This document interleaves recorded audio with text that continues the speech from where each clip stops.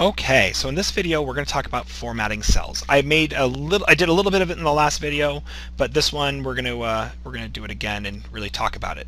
So here we go. Okay, so we're in Excel, and the first thing we're going to do is just talk about how do I make a cell have a value. So right here, if you're in 2010 or 2007, or if you're on the Mac side, I think 2011, I don't know, you might see a box up here that says General. If we're in the ribbon that starts as Home, right here it says General.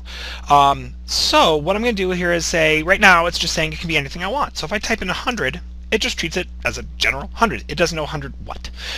But if I go in here and say, oh, that's supposed to be a currency, amount of money, it'll now put a $sign on it. Or, oh, no, that was supposed to be a percent. So I put a percent. Oops, now it's treating that as 100%, which would, or 100, change it to a percentage, so shift it 2 decimal places. So let's type it again. Now when I type it in, now it makes it 100%.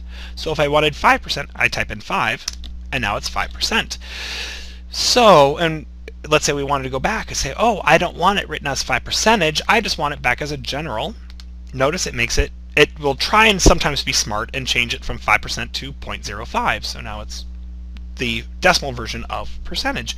Anyway, so long story short, I hope that helps you kind of see it. Another thing you could do is always dates. So you could tell it, there's long date and short date, and I'll kind of show you what they both are. So short date would be something like, if I type in the general way that we might write, like March 1st. So March 1st, 2013. When I hit enter, it leaves it as March 1st, 3/1/2013. But if I switch it to long date, it's showing you right below, this is the format for a short date. Here's the format for a long date. So it's going to change it to Friday, March 1st, 2013. Pretty cool.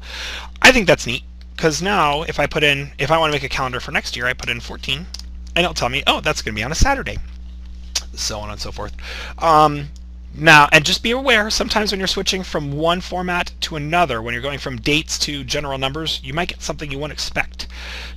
So apparently that translates to 41,699. So just be aware, sometimes when you change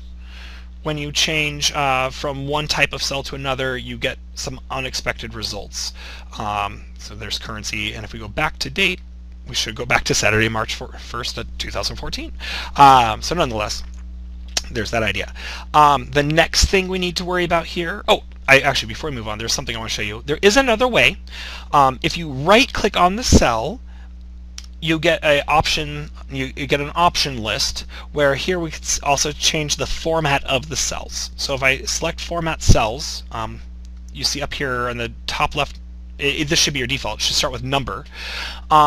Here is where I can change as the type of cell as well. So you see it has many similarities: general, number, currency, date, time. But in here you get a lot more options. So when I select time, it says, well, what version of time do you want? So I can do all sorts of different choices. Or again, for currency, well, now since it's currency, you may want to always round to 2 decimal places, since that would be pennies.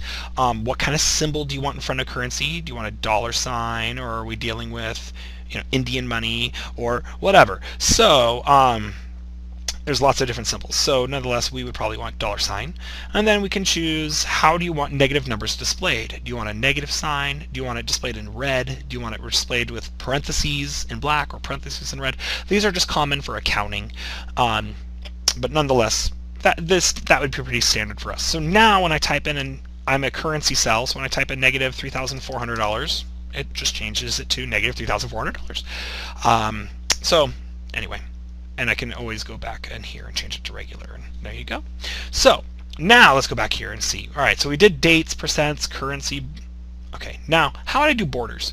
So the idea, what I want you to understand for borders is just, it's for you. It's just to make it pretty. So let's say I was going to work on a whole bunch of cells here, and I want to put them in their own little boxes.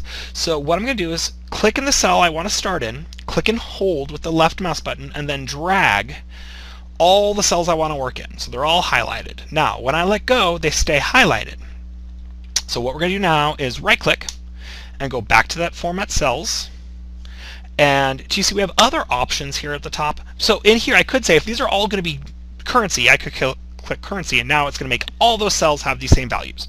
But what I want to show you here is the border. So up here at the top, you see border? I'm going to go in here, and I'm going to say, I want them to be filled in with what type of line. So I can choose skinny black lines, big black lines, all sorts of things. And you can also change the colors if you wanted to. It's just to help you see. Now, if it's just going to be general and easy, I can just click outline and it will do all the outsides. Or if I want all the insides, now I have the outsides and the insides. So it's kind of giving you an example of what you'd be seeing. You would see all of my boxes will be separated. So now when I hit OK, it goes ahead and puts boxes around everything.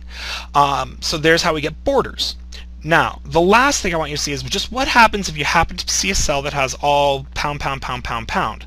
So what that means is what's happening is you might be doing a problem and you end up with a large amount of money. Maybe you're doing your Roth IRA and you have millions of dollars in your account. Okay. All right. So sometimes Excel tries to be helpful. I don't want it in scientific notation. So let's see if I can get it out of that. Let's change it to currency and see what it does. There we go. Now, what might happen though is your number might be so big you end up with these pound signs. And in the project we do in class, this will happen to you.